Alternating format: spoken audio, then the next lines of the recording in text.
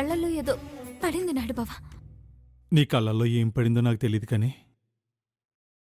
మీరు మాట్లాడుకుందంతా నా కళ్ళల్లో పడింది స్నేహ.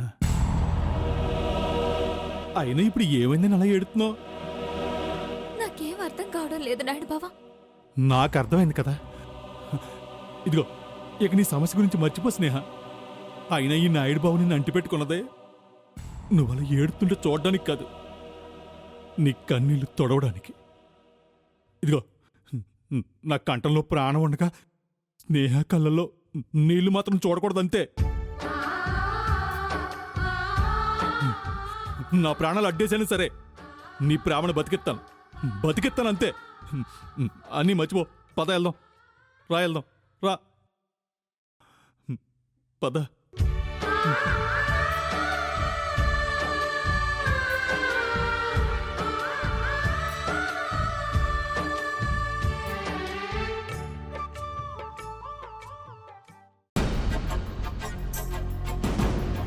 ఆ అబ్బాయిని కుట్టడానికి నీకు చేతులు ఎలా వచ్చారా?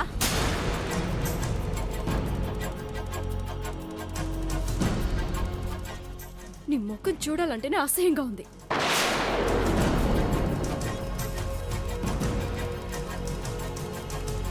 హాయ్ బావా. ఏంటి? నేనింకా ఏమి చెప్పకముందే ఏంటి అంటున్నావంటే నువ్విక్కడ లేవన్నమాట. ఇందు ప్లీజ్, మూడ్ బాలేదు, వెళ్ళిపో. మూడ్ బాలేదంటే మనసు బాలేదన్నమాట. ఏంటో మనసుని అంతగా బాధపెట్టిన విషయం. చెప్తే తీరుస్తావా? ఎందుకు వద్దు అన్న మాటి మాటికి వచ్చి విసిగిస్తావు? ఇదే మాట నిన్ను అపర్ణ చాలాసార్లు అన్నట్టుంది. నా దగ్గరికి రావద్దు, నన్ను కలవద్దు, నాకు నీ ప్రేమ సంగతి చెప్పొద్దు అని 1,00,000 సార్లు అన్నట్టుంది. అయినా నువ్వు వదిలావా బావా? నా ప్రేమను అర్థం చేసుకో అని వెంటపడలేదు. అప్పుడు నువ్వు అపర్ణని విసిగిస్తున్నావని అనిపించలేదా? ఏంటి దెప్పి పొడుస్తున్నావా? లేదు బావా, అపర్ణ వెంట నువ్వు పడ్డం తప్పు కాదన్నప్పుడు నేను నీ వెంట పడ్డం తప్పు ఎలా అవుతుంది అని అడుగుతున్నా.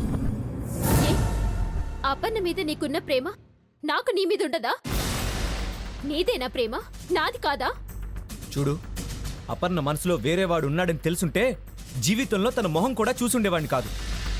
కానీ నువ్వు నా మనసులో అపర్ణ ఉందని తెలిసి కూడా నా వెంట పడుతున్నావు.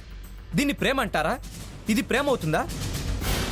అపర్ణ మనసులో వేరే వ్యక్తి లేకపోవచ్చు, కానీ నువ్వు మాత్రం లేవుగా. ఉన్నాను, పైకి చెప్పలేకపోవచ్చు గాని అపర్ణ మనసంతా నేనే ఉన్నాను.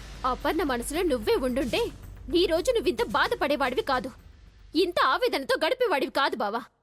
నాలాగే నీది కూడా వన్ సైడ్ లవ్. జరిగిన దాన్ని బట్టి చూస్తే అపర్ణ నిన్ను పొరపాట కూడా ఒప్పుకోదు. ఒకవేళ తను ఒప్పుకున్నా వాళ్ళమ్మ ప్రాణం పోయినా ఒప్పుకోదు. సో ఎప్పటికైనా నేనే నీ భార్యని. ఇదే జరగబోయేది, గుర్తుంచుకో. నో, నా కంఠంలో ప్రాణం ఉండగా అపర్ణ తప్ప ఇంకెవ్వరిని చేసుకోను. నేను అదే చెప్తున్నాను బావా. నా కంఠంలో ప్రాణం ఉండగా నిన్ను తప్ప వేరెవ్వరిని చేసుకోను. అయితే ఈ జన్మకి నీకు పెళ్లి జరగదు. అయితే నీకు పెళ్లి జరగదు. ఏంటి శపిస్తున్నావా? కోరుకుంటున్నాను బావా. అయితే ఇద్దరం భార్య భర్తలం కావాలి, లేదా ఇలాగే బ్రహ్మచారులుగా ఉండిపోతాం. దీన్నెవరూ మార్చలేరు.